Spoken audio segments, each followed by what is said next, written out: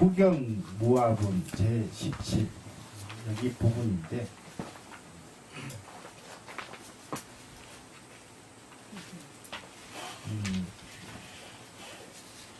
앞의 제 능정업 장분에서는 중간경을 통하여 업장을 밝힐 수 있음을 설하였고, 여기 제17 구경무화분은 불자가 처음 발심하여 이 없는 깨달음이 안욕따라 삼약삼보리를 이룰 때까지 무아로서 주추토를 삼아야 함을 주제로 삼고 있습니다. 그럼 어떻게 하리요? 무아를 주추토로 삼아 이 없는 깨달음으로 나아갈 수 있는 것인가? 이를 밝힌 구경무화분의 본문은 매우 길기 때문에 세 단락으로 나누어서 살펴보고자 합니다. 자, 61페이지 한번 보세요. 구경무화분 제17. 이 시에 수보리 100%는 하사되. 하사되 고치세요.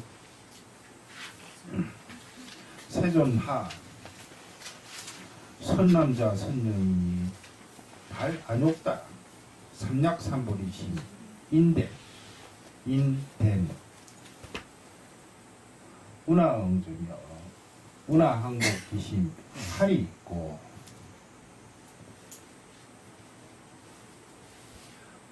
불고수보리 하사되 약 선남자 선녀인이 발 안욕다 삼약삼보리심 자는 당생 여시심이니 예, 이니 아응열도 일체중생 하리라 하야 하리라 하야 멸도 일체중생이 나도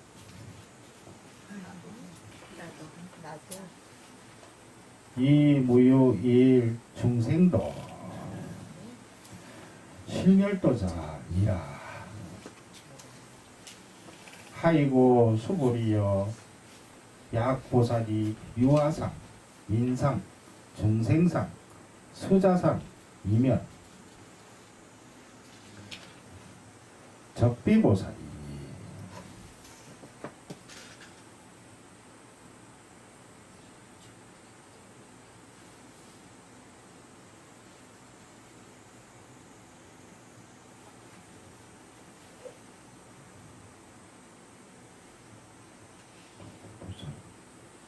소이자 수보리여 실무유보.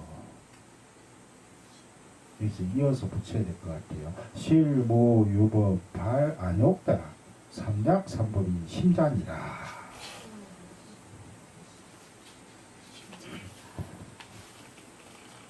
보세요.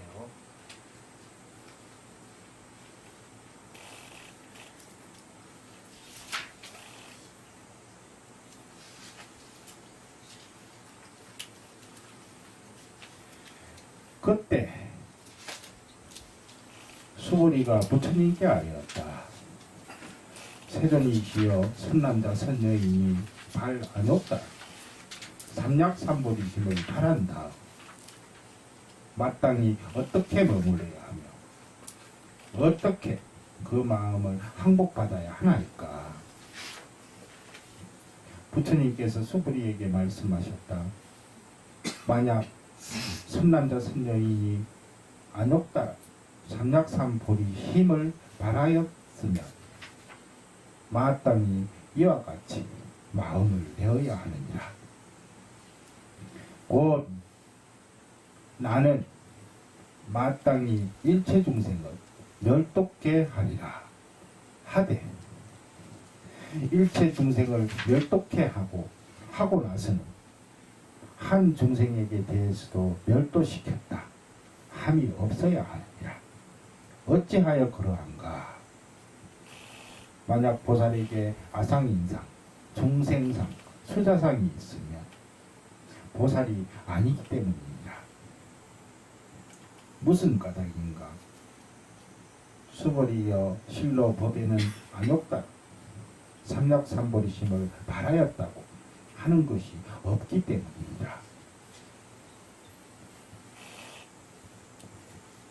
이 첫 번째 단락에서 수벌이 존재는 금강경 제2 선현기청분에서 질문했던 것과 똑같은 것을 여쭤보고 있습니다. 세존이시여 선난다 선녀이니 안욕다 삼약삼보리심을 바란다. 마땅히 어떻게 머물러야 하며 어떻게 그 마음을 항복받아야 하나이까.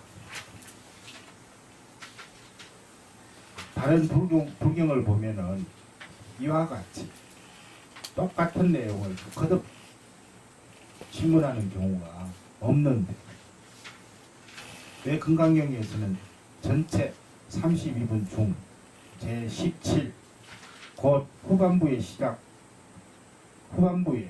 시작에 해당하는 부분에서 다시 같은 질문을 한 것일까요? 그 까닭은 금강경 주제가 보리심을 유지하고 그릇된 마음을 항복받는 데 있기 때문에 그 중요성을 부각시키기 위함이라고도 할 수 있을 것입니다. 그러나 보다 큰 이유는 1분에서 제16분까지가 진리를 이해하는 해오 풀해자 깨달을 어떤가요? 해오를 위한 설법인들에 대해서 이제부터는 이러한 진리를 실천하고 수행하여 체득을 하는 정오를 위해 부처님께서 설법을 하는 부분이기 때문입니다. 곧 수불이 존자가 부처님의 설법을 통하여 진리에는 아상, 인상 등의 상이 없고 일체의 상을 넘어섰다는 것을 확실히 깨닫는 해오의 경지를 이루기는 하였지만 실천하는 단계에서는 아상, 인상 등의 모든 상을 떠난 보리심이 잘 유지되지 않고 여러 가지 장애가 나타나기 때문에 그것을 타파하기 위해서 다시 부처님께 같은 질문을 한 것입니다.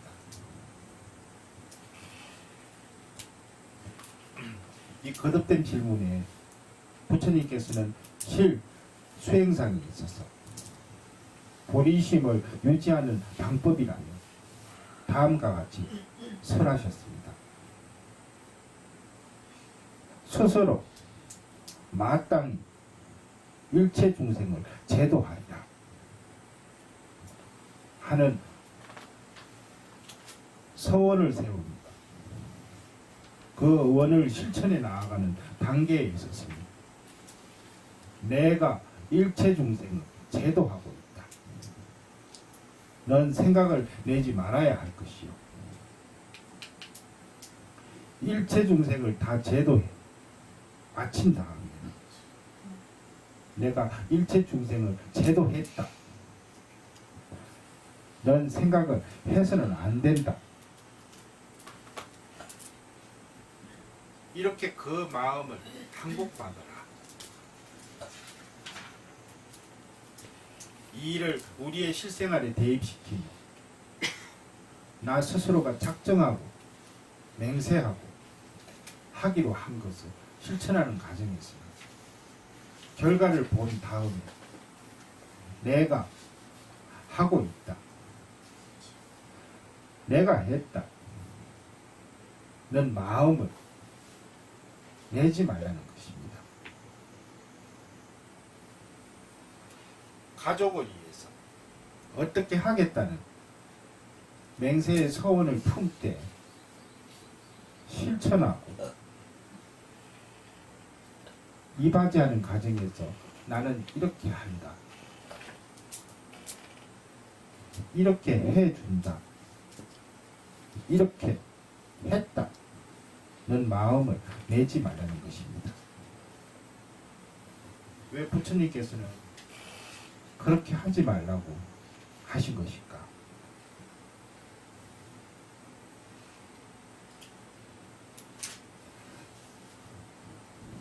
내가 한다, 해준다, 했다는 그것은 결국은 아상, 인상, 중생상, 수자상이요.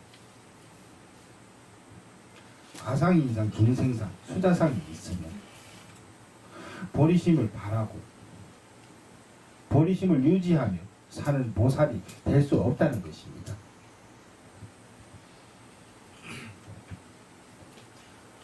보리심을 유지하고 보살의 삶을 살아감에 있어서 가장 큰 장애로 꼽히는 아상인상, 중생상, 수자상, 이 사상을 우리의 일상적인 삶에 비추어 풀이해 봅시다. 그 첫 번째 아상,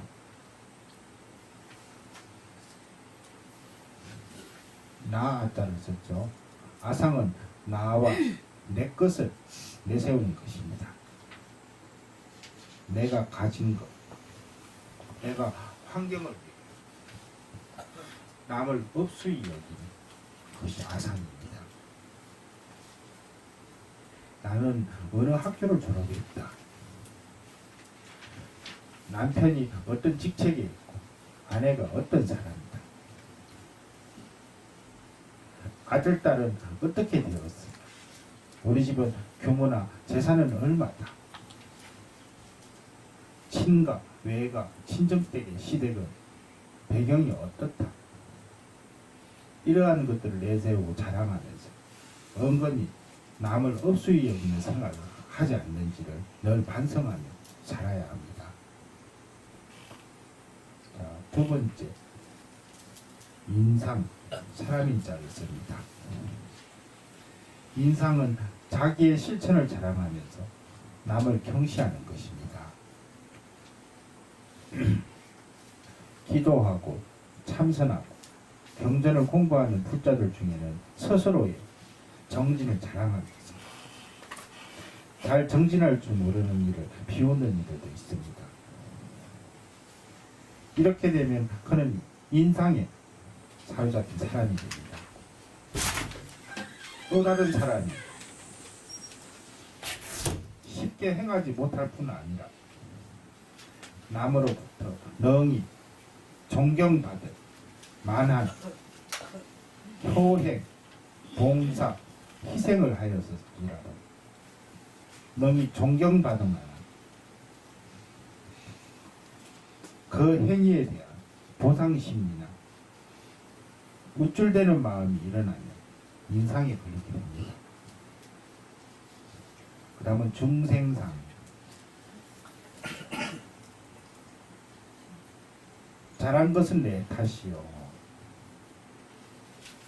잘못한 것은 남의 탓이라고 하는 것. 그것이 중생상입니다. 집안일에서도 잘된 것은 내가 했기 때문이요, 잘못된 것은 남편이나 아내, 아들, 딸 때문이라고 한다면 중생상에 사로잡혀 있다는 증거가 됩니다. 아셨죠? 예. 수자상, 자기의 이기심에 맞추어 치사 선택하고 행동하는 것입니다. 꽃다발 하나라도 보내어서 물질적으로, 정신적으로든 얻을 것이 있든 잘해. 넌 주저함이 없고 이익됨이 없거나 입장이 곤란할 때 수십 년을 사귄 친구도 언제 봤냐? 넌 다시 발길을 돌린다면 그는 매우 심각한 수자상에 빠져있는 사람임에 틀림없습니다.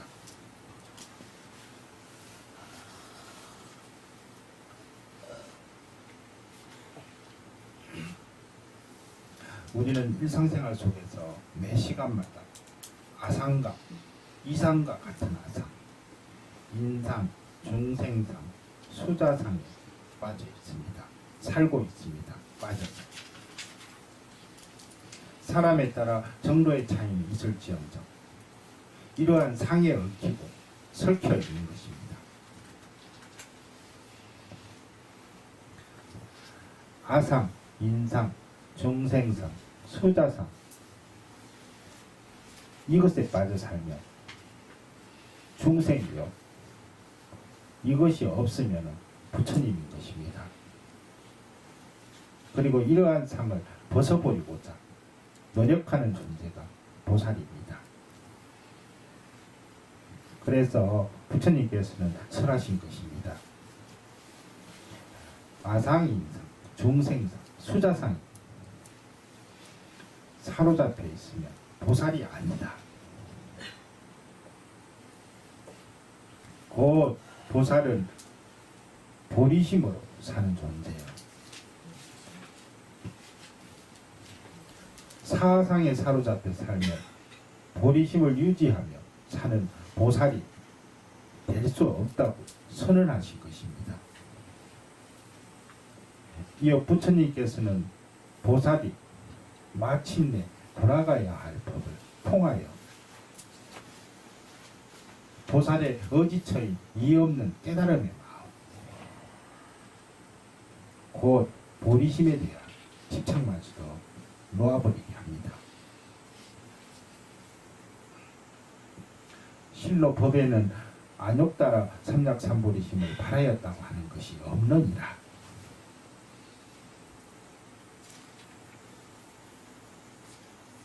법, 곧 진리 그 자체로 보면 어떠한 상도 차별도 규정도 없다는 말씀입니다.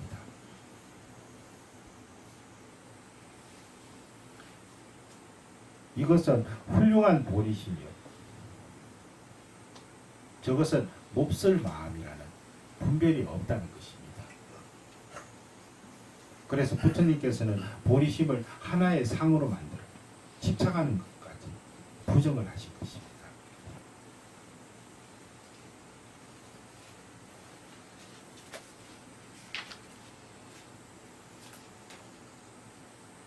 자, 그 다음 대목 한번 볼까요? 63페이지.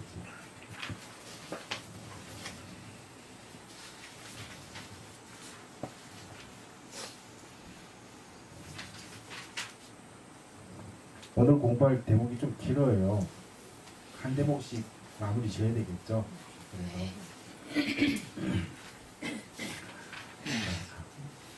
우리가 안욕따라 삼략삼보리 심자니라 여기까지 했죠? 수보리여 어이우나오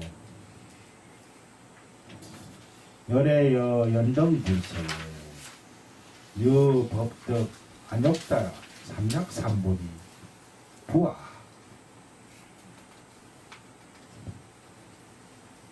불야입니다. 세존하 여기서 띄어 읽어야 될 것 같아요. 여하해 굴 소설이 큰데 여하해 굴 소설이 이런 식으로 띄어서 큰데 불이 불이 부처님이 연등불소에 여기도 부채 읽어야 되는데 무유법덕 하여 빼버리고 무유법덕 안욕따라 삼략삼보리 니이다 불은아사대 여시여시니라 수보리여 실무유법 열애득 안욕따라 삼략삼보리니 아마 부채 읽었죠, 그죠? 수불이여 야규법 열애득 안욕따라 삼략삼보리 자된 인된이 아니고 된. 한번 띄어 읽은 거 봤죠? 네. 야규법 열애득 안욕 따라 삼약 삼보리자 된. 이렇게요. 연등불이 적불 여하해 여하 수기 하사대 열애세 당덕작불하여 하되 호를 이름부터 호를 서가모니 언니와 언니와요? 예, 언니와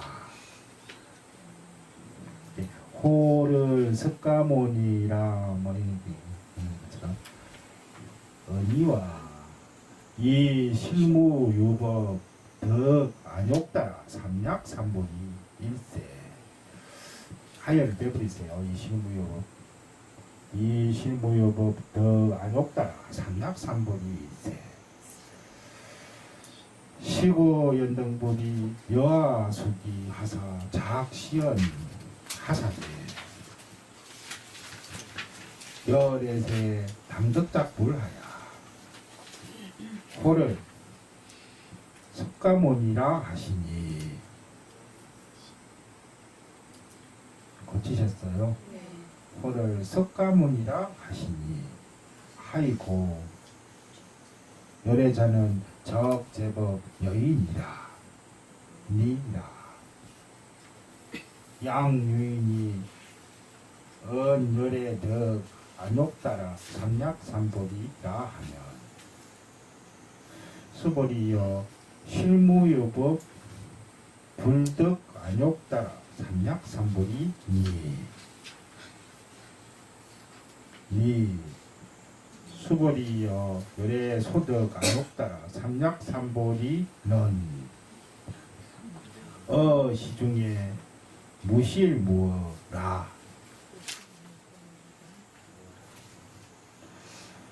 시고로 열애서 일체법이 개시불법이라 하니라 이라 하니라. 자, 여기까지 또 볼 건데요.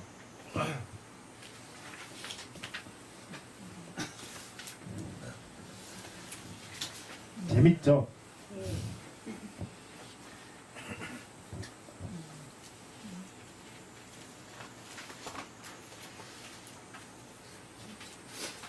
번역을 한번 해볼게요.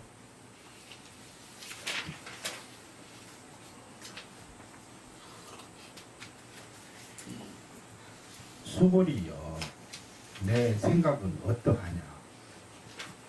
열애가 연등불의 처소에서 안욕따라 삼약삼보리라고 하는 법을 얻었느냐. 아니옵니다 세존이시여. 제가 부처님께서 말씀하시는 뜻을 이해하건대 부처님께서는 연등불의 처소에서 안욕따라 삼약삼보리라고 하는 법을 얻은 바가 없나이다. 부처님께서는 말씀하셨다. 옳다 옳다 수불이여. 실로 열애는 안욕따라 삼약삼보리라고 하는 법을 얻은 바가 없느니라. 수불이여 만약 내가 안욕따라 삼약삼보리라고 하는 법을 얻은 바가 있다고 하였다며 연등불께서는 나에게 그대는 내세에 마땅히 부처를 이루어 호를 석가모니라 하리라. 넌 수기를 주시지 않았을 것이다. 실로 안욕따라 삼약삼보리라고 하는 법을 얻는다고 하는 것이 없었기 때문에 연등불께서는 나에게 그대는 내세에 마땅히 부처를 이루어 호를 석가모니라 하리라. 넌 수기를 주신 것이니라. 무슨 까닭인가. 열애는 곧 모든 법 그대로라는 뜻이기 때문이니라. 만약 어떤 이가 말하기를 여래께서 안욕따라 삼약삼보리를 얻었다고 한다면 그는 그 잘못 말한 것이니라. 그는 잘못 말한 것이니라. 수불이여 실로 부처님은 안욕따 삼약삼보리라고 하는 법을 얻은 바가 없느니라. 수보리여 열애가 얻은 바 안욕따 삼약삼보리는 실도 없고 헛됨도 없나니 이러한 까닭으로 열애는 일체법이 다 불법이다. 고 설한 언이라. 잘 들으셨죠? 이 없는 깨달음을 이루어 부처가 되게 하는 안욕따라 삼약삼보리의 법. 이 법은 따로 있는 것이 아닙니다. 외부에서 오는 것도 아닙니다. 없던 것이 어느 순간에 생겨나는 것도 아니요. 연등불과 같은 이전에 부처님께서 주시는 것도 아닙니다. 이것은 아상, 인상, 정생상, 수자상 등의 상을 비울 때 저절로 모습을 드러냅니다. 그러므로 그 법을 얻는다는 얻을 뜻자는 말 자체가 맞지 않는 것입니다. 연등불 당시 서가모니 불의 전신이 선해보살께서는 이미 이것을 체득하여 모든 상을 비운 행을 실천하였기 때문에 하셨기 때문에 내세 부처가 되리라는 수기를 주셨습니다. 많이 공부하고 많이 알아서가 아니라 모든 상을 떠나 청정하기 거지없는 마음으로 연등분께 헌신하였기 때문에 수기를 주셨습니다. 그야말로 자성 청정심 입각한 실천의 행을 하였기 때문에 수기를 받을 수 있었던 것입니다. 금강경에서 부처님께서는 놀라운 선언을 합니다. 열애는 곧 모든 법 그대로 라는 뜻이니라. 열애의 언어는 타타아가타 스펠링으로 THA GATA 타타아가타입니다. 이 타타아가타는 열애라는 번역 외에도 가털여자, 그할것자, 여거, 가털여자, 자리자자, 여자, 가털여자, 누라자, 여와 등으로 번역됩니다. 열애는 진리로부터 오신 분, 여거는 진리의 세계로 돌아가신 분, 여자는 진리 속에 앉아 계신 분, 여와는 진리 속에 누워 계신 분. 이 중 여와와 여거는 부처님의 열반과 관련하여 표현한 말이에요. 중생의 정감으로 볼 때는 진리의 세계에서 우리를 이해해 우리가 있는 곳으로 오셨다.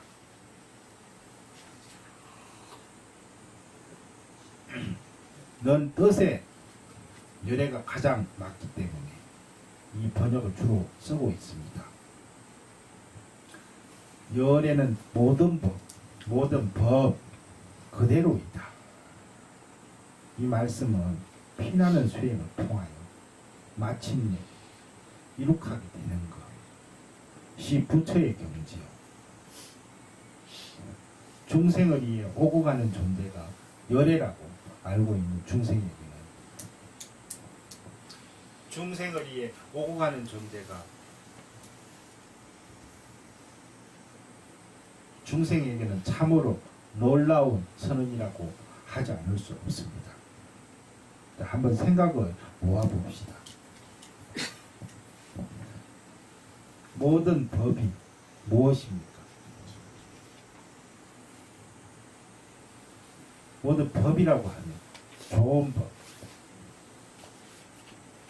깨달음의 법, 뿐만이 아니라 나쁜 법이나 미혹하게 하는 법까지 모두 포함됩니다. 좋은 중생, 나쁜 중생, 좋은 일, 나쁜 일, 좋은 말, 나쁜 말을 가릴 바가 아닙니다. 모든 것 전체를 뜻합니다. 따라서 열애는 모든 법 그대로이다. 고 하신 말씀은 모든 것이 열애예요. 부처님이라는 뜻이 됩니다.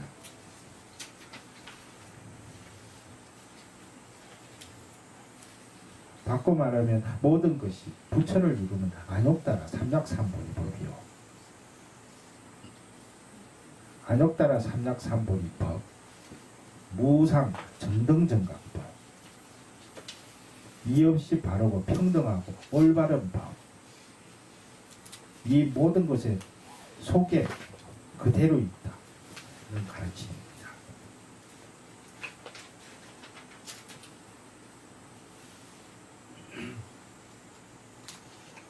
곧 별다른 법을 구하고 얻어서 부처가 되는 것이 아니라 인연 따라 나타나는 모든 것에 대한 상을 비우고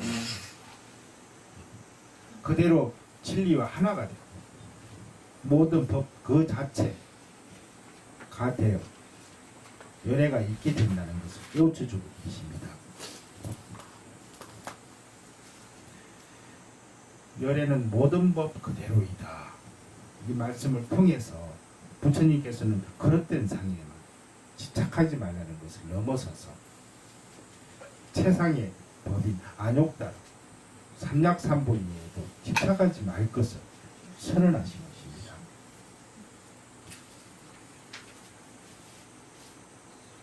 부처님께서는 다시 한번 수보리 존자에게 확인의 질문을 합니다. 만약에 어떤 사람이 말하기를 열애께서 안욕따라 삼약삼보리를 얻었다고 한다면 이 우리가 현재 접하고 있는 금강경에는 그 답이 없지만 범어의 원본에는 그는 잘못 말한 것이다 라고 분명히 기록되어 있습니다. 이제 부처님께서 정확한 답을 밝힙니다. 수보리여 실로 부처님은 안욕따라 삼약삼보리라고 하는 법을 얻은 바가 없느니라. 수보리여 열애가 얻은 바 안욕따라 삼약삼보리는 실도 없고 헛됨도 없나니 무실무허라 하지요. 이러한 까닭으로 열애는 일체법이 다 불법이다. 고 설하느니라. 우리가 절에 가면 꼭 뵙는 법당 안에 부처님. 그 부처님이 참다운 부처님입니까? 그 부처를 참 부처라고 하면 그는 사도로 가는 사람입니다. 하지만 그 부처를 부처가 아니라고 고집하면 그는 단견에 떨어져 있는 사람입니다.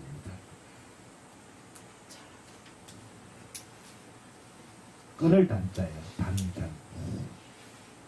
실로 참된 모습은 지금의 우리들 눈으로는 파악하기 어렵습니다. 무실무허한 그 법, 그것을 파악하기는 참으로 어렵습니다. 말로 표현하기란 더더욱 어렵습니다. 그래서 나는 다음과 같은 말을 종종 합니다. 저 산의 소나무는 바람이 불 때 흔들립니다. 그러나 하폭 속에 버려져 있는 소나무에 바람이 불면 어떻습니까? 그 그림 속의 소나무는 흔들리지 않습니다.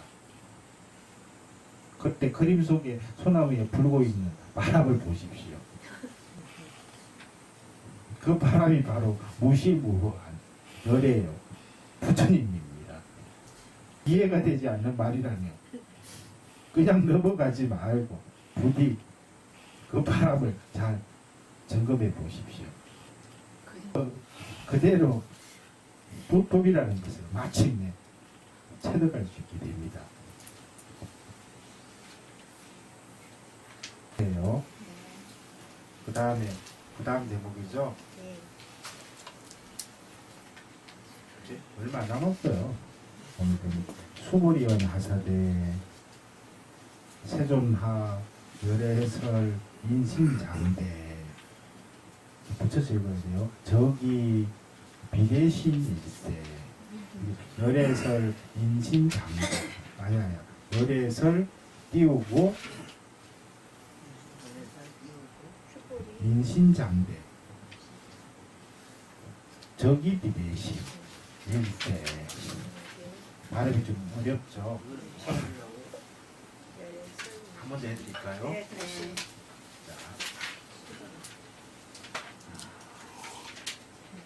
열애설 인신장대 붙여서 정의비 대신 일세.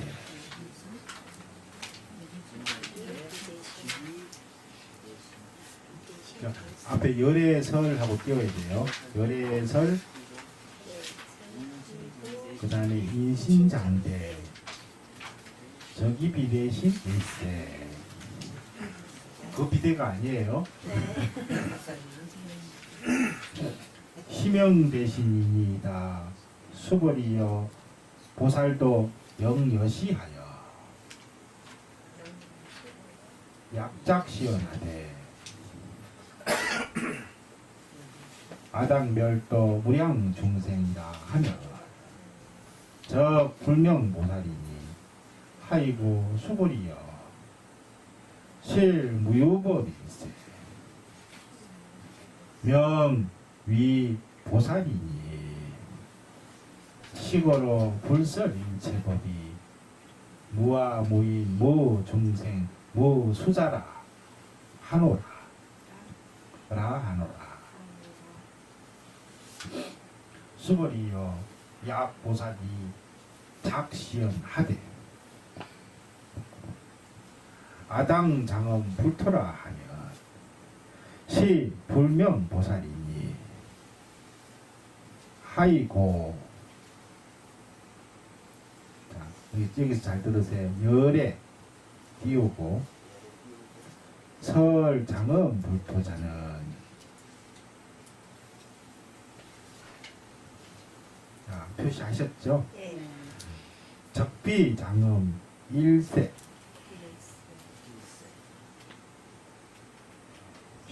희명장엄이니라 수벌이여 야보살이 통달모아 법자는 열에 자 띄우고 설명진시 보살이니라. 오늘 수업은 여기까지 할 건데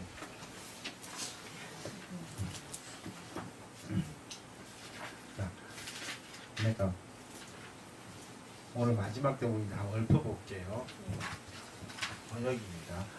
수보리여 말한 바 일체법은 곧 일체법이 아니니라. 그러므로 그 이름을 일체법이라고 하미니 수보리여 비유하자면 어떤 사람의 몸을 장대하다고 하는 것과 같으니라. 수보리가 아래였다 세전이시여 여래께서 말씀하시는 장대한 몸은 곧 장대한 몸이 아니라 그 이름이 장대한 몸이옵니다. 수보리여 보살도 아니와 같아서 만약 내가 한량없는 중생을 멸독해 한다고 하면 곧 보살이라는 이름을 붙일 수 없느니라. 무슨 까닭인가 수보리여 실로 보살이라고 하면 이름할 수 있는 것은 없나니 그러므로 부처님은 일체법이 무아상이요 무인상이요 무중생상이요 무수자상이라고 설하느니라. 수보리여 만약 보살이 내가 마땅히 불국토를 장엄한다고 하면 그는 보살이라고 이름할 수 없느니라. 왜냐하면 열애가 설하는 불국토의 장엄은 곧 장엄이 아니라 그 이름이 장엄이기 때문이니라. 수보리여 만약 보살이 무아법을 통달하였으면 열애는 그를 참다운 보살이라고 이름하느니라.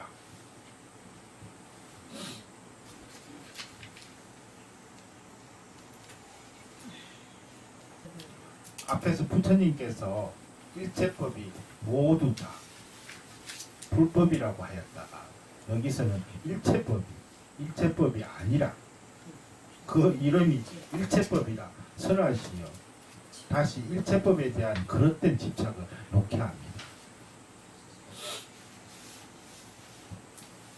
일체법이 모두 다 불법이라는 것은 대자재를 이룬 부처님의 경지에 해당하는 것이요 아집에 사로잡혀 있는 중생의 행위 하나하나에 그대로 통용될 수 있는 이야기가 아닙니다. 그런데도 상의 의미, 아집에 사로잡혀 있는 중생이 이 말씀을 악용하여 내가 하는 모든 것을 모두가 불법이라고 해보십시오.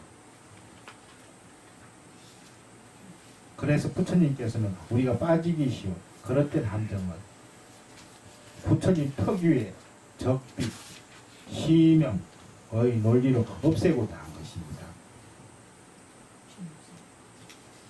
일체법이 아니라 그 이름이 일체법이다. 그리고 이 가르침을 어렵게 여기는 이들을 위해서 사람의 몸을 예를 들어서 설명하셨습니다. 곧 아무리 큰 사람의 몸이 눈앞에 있을지라도 그 몸은 지, 수, 하, 풍 뭔가 괜찮아요. 법문 끝나고 나면 괜찮을 거야. 의 사대로 구성된 것이요 이 세상과의 인연이 닿으면 흩어지게 되어 있습니다. 아무리 장대한 몸일지라도 장대함은 지속되지 못하고 텅 비게 됩니다. 결국 장대한 몸이라는 이름만 남을 뿐 실제는 잡을 수가 없는 것입니다. 이제 부처님께서 제17 구경모화문의 앞부분에서 설하셨던 보살관을 용어만 조금 바꾸어 다시 한번 강조합니다. 이해를 돕기 위해서 약간 말을 바꾸어 풀이하겠습니다. 만약 보살이 나는 한량 없는 중생을 제도하고 있다 고 한다면 그에게는 보살이라는 칭호를 붙일 수가 없다. 하물며 진리의 자리인 건강반야의 입장에서 보면 보살이라고 이름할 수 있는 아무것도 없다. 일체법이 그대로 무아상이요, 무인상이요, 무중생상이요, 무수자상이기 때문이다. 더욱이 건강 반야를 목표로 삼는 보살이 내가 불국토를 장엄하고 있다 고 한다면 어찌 되겠느냐. 상에 사로잡혀 있는 그를 어떻게 보살이라고 칭할 수가 있겠느냐. 실로 열의 불국토 장엄까지도 참된 장엄이 아니라 이름만 장엄이 뿐이다. 장엄은 결코 따로 하는 것이 아니다. 상을 놓아 건강 반야가 회복되는 저절로 이루어져 있는 것이고, 끝으로 부처님께서는 가장 핵심이 되는 한 말씀을 던집니다. 무아법을 통달하며 열애는 그를 참다운 보살이라고 하느니라. 참다운 보살, 참 진짜 진 보살이 되고자 할 진리, 무아법을 통달해야 합니다. 그러나 무아는 무엇입니까?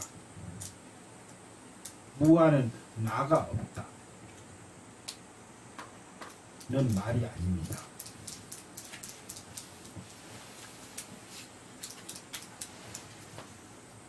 아상이 인상, 중생상, 수자상으로 자아가 없다는 것입니다.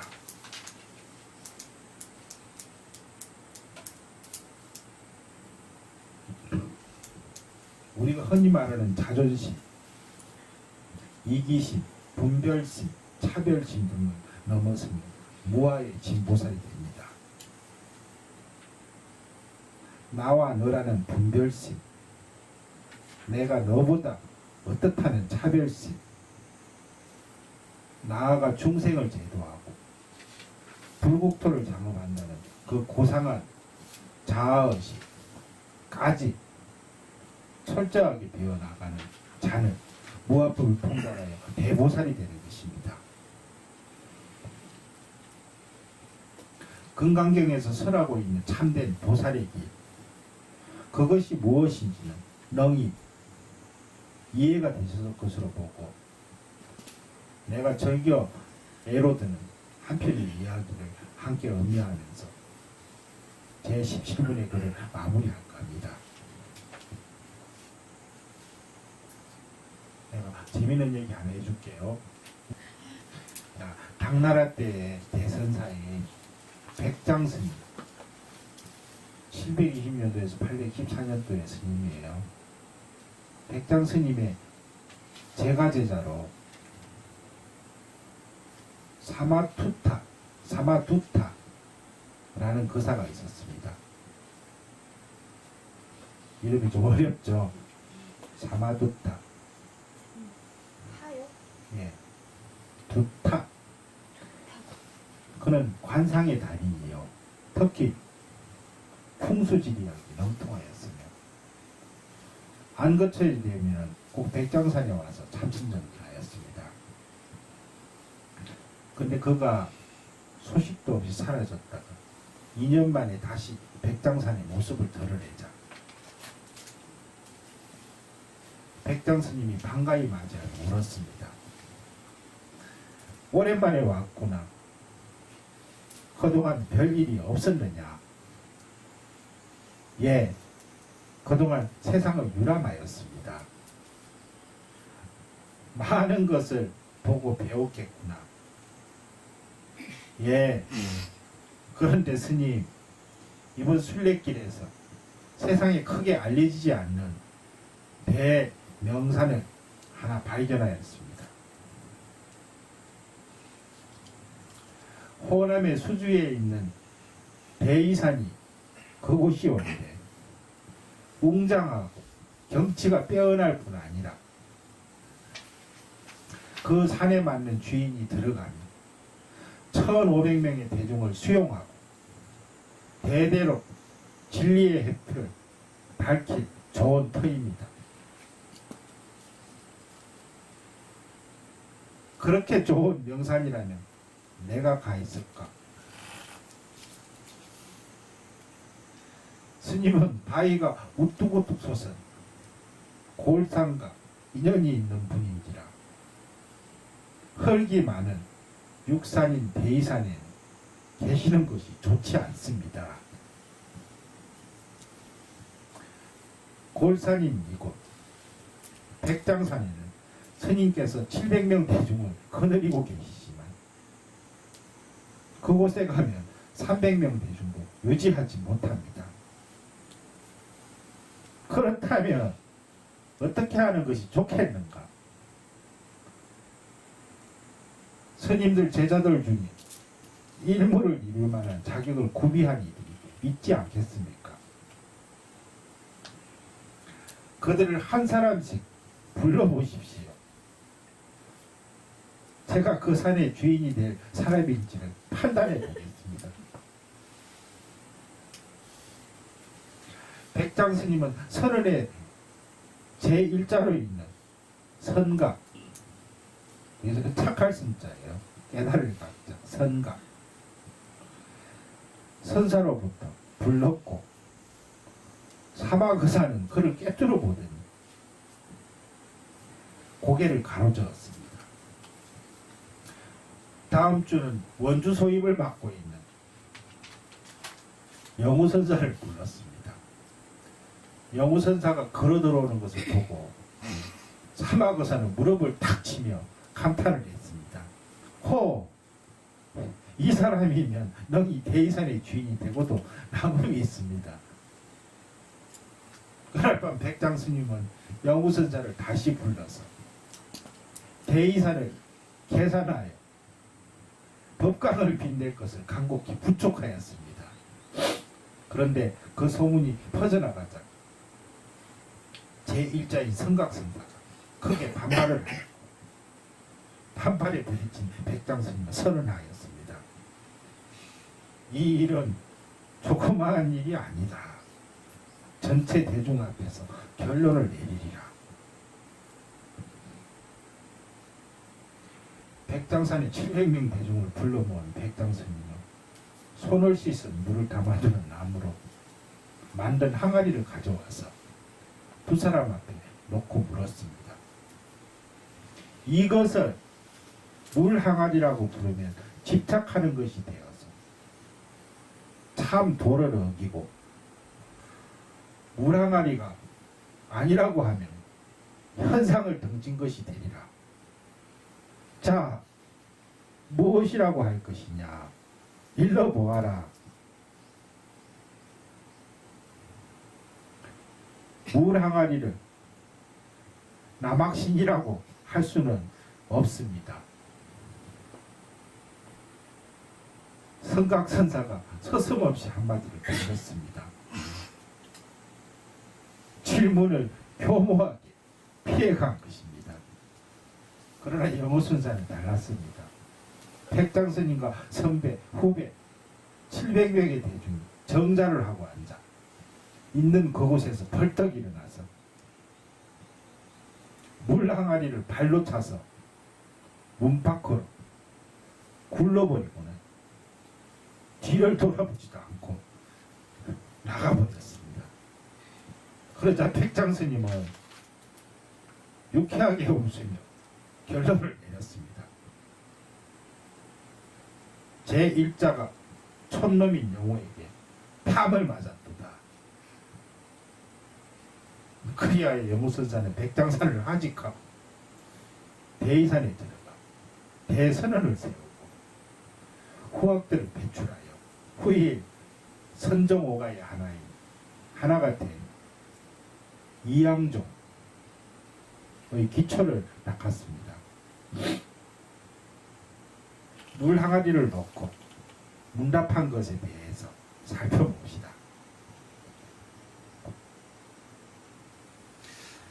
백장스님이 참 도도 어기지 않고 현상도 등지지 않고 다 팔아 고하였을 때 성각선사는 물항아리를 남학신이라고 할 수 없다.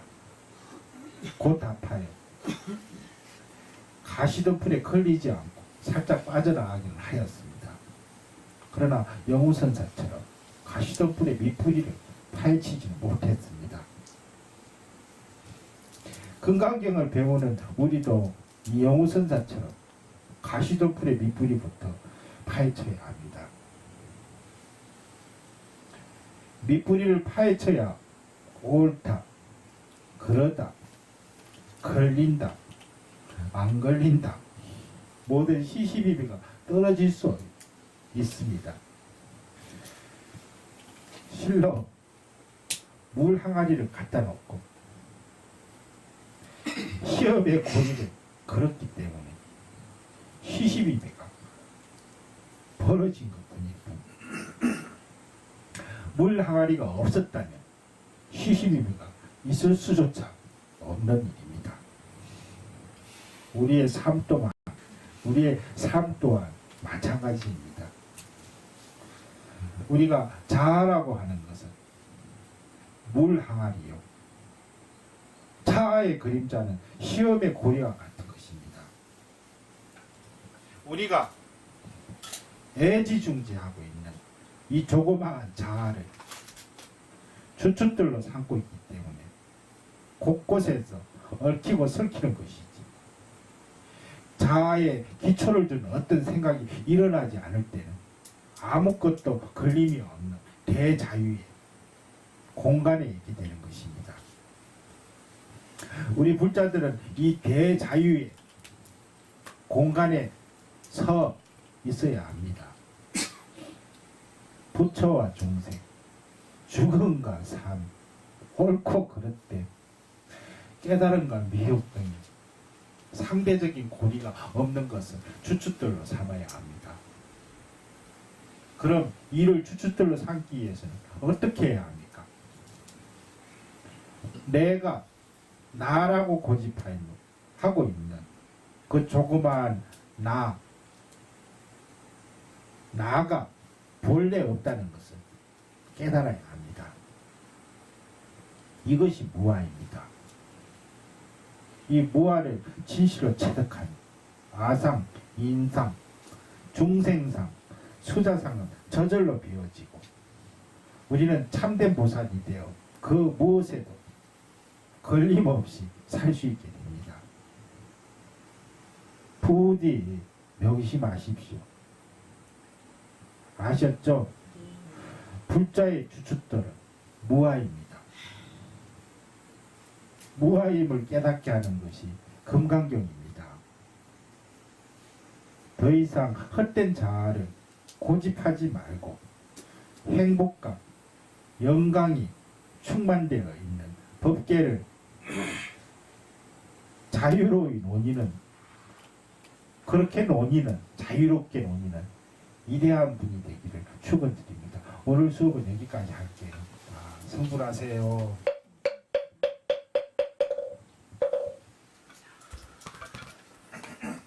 오늘 수업이 좀 길었죠?